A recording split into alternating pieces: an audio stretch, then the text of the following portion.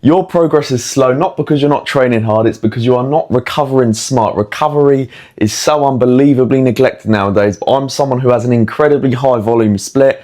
Sometimes I'm doing up to 10 sessions in a single week, mixture of running, cycling, lifting, whatever it is.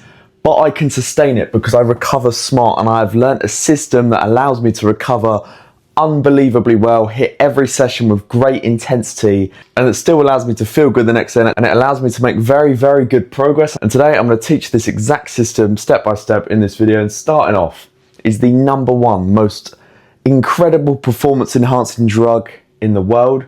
It is sleep. It is so powerful when you can master your sleep. Not just get 8 hours a night. Obviously you need to get 8 hours a night, but there's so much more to it. When you can learn how to optimize your sleep, to get deep sleep, to wake up with so much energy, to be nice and tired in the evening, to hit the bed, to fall asleep in 5 minutes and go into the deepest sleep in the world, not wake up in the night, is so powerful. Fundamentally, you need to wake up and go to sleep at the same time every single day, 7 days a week. That's non-negotiable. Go to bed at 9:30, wake up at 6 a.m. for example. You do that Monday through to Sunday.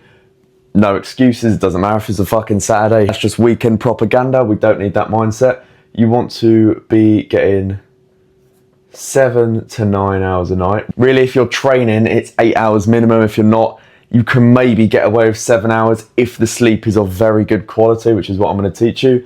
You want to supplement magnesium glycinate, and you're going to have 200 to 400 milligrams in the evening. You're going to supplement glycine, which is an amino acid. You can have 3 to 5 grams a day. You can have zinc in the evening, about right before bed. Have magnesium an hour before bed. They both compete for absorption, so don't take them at the same time. You can have 10 to 15 milligrams. You need to limit screens in the evening.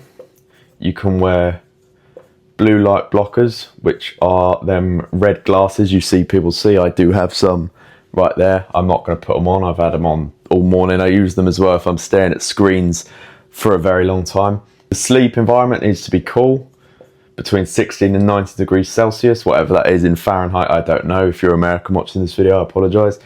You want the room to be pitch black. You don't even want to be able to see your hand in front of your face. Cool, dark, quiet room. If it's not quiet, buy some earplugs, get a white noise machine, whatever it takes. Cool, dark, quiet room, and you don't want to eat within 2 to 3 hours before going to bed, because then your body's just going to be digesting the food. It's not going to be focused on sleeping. Say you go to bed at 10, have your last meal around 6, half 6, 7 p.m. will do you very good. And that's what you need to do for sleep. This plays such a major role. Don't neglect absolutely anything on this list, because this is everything I do, and I get perfect sleep every single night. I'm the best sleeper that I know.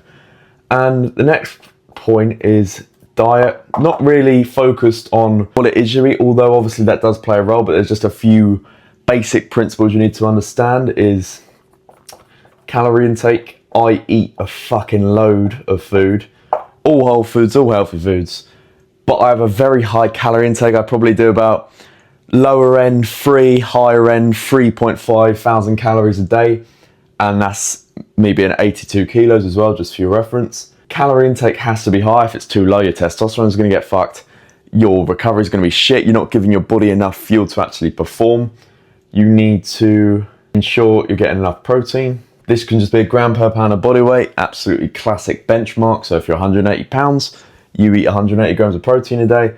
You need to get healthy fats for micronutrients and for your hormones, and hormones help with your performance. And you need to have carbs in and around the workouts. You don't want to smash loads of carbs in a day if you're not expending them as energy pre-workout and post-workout. Pre to fuel your glycogen stores and fuel the performance of the workout, and carbs after, like potatoes and rice, to replenish your glycogen stores. You need to hydrate. Dehydration elevates cortisol. Cortisol kills testosterone. If your testosterone is down, your performance is going to be shit. Hydrate with anywhere from 2 to 4 litres of water a day. This again depends on how much you're sweating, how active you are.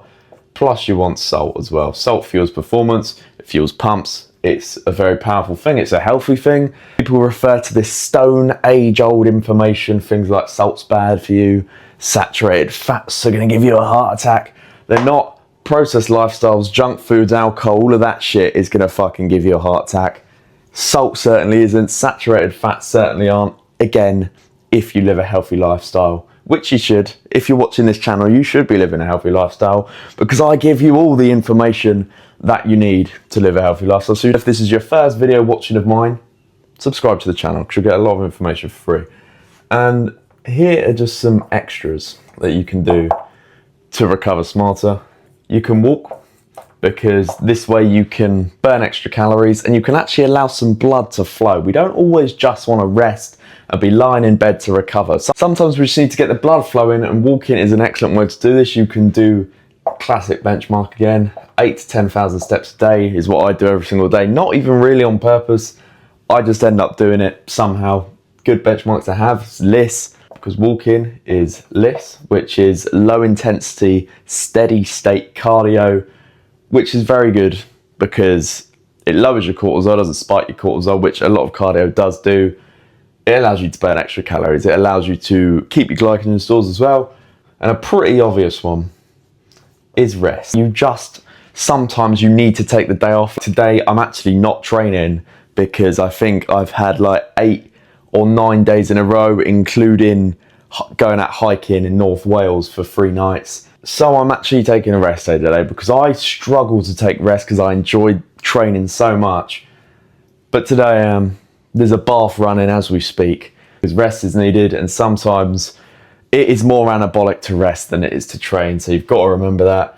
And I'm going to quick fire some things to end off the video of things you can do that might help your recovery. Obviously that is fundamental, and it is the majority of the results when it comes to recovery, but you can do things like sauna / heat. Like this bath is heat therapy. It's fucking roasting. I normally have it.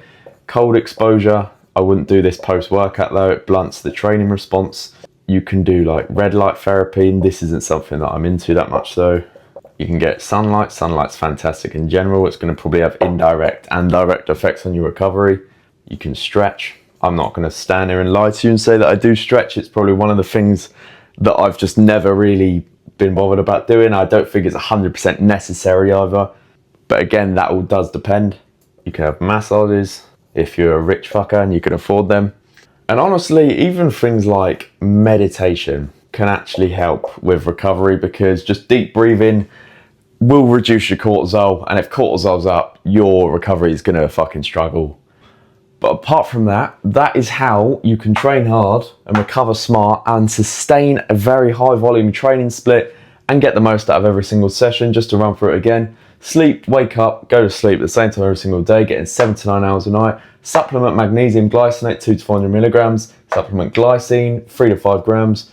Zinc right before bed 10 to 15 milligrams. Limit screens. Wear blue light blockers if you have to go on screens. Cool, dark, quiet room. Eat 2 to 3 hours before going to bed. And I nearly forgot one. Chamomile tea. I don't know how I forgot that because I've been doing that for years. Very good for sleep. Very good for winding down in the evening. Don't neglect your calorie intake if you want to train with high volume. Eat enough protein for muscle recovery. Get fats for your hormones and micronutrients. Carbs in and around the workout. Hydrate 2 to 4 litres a day with salt. Walk 8 to 10,000 steps a day. Low intensity, steady state cardio. Rest when you actually need it and don't neglect it.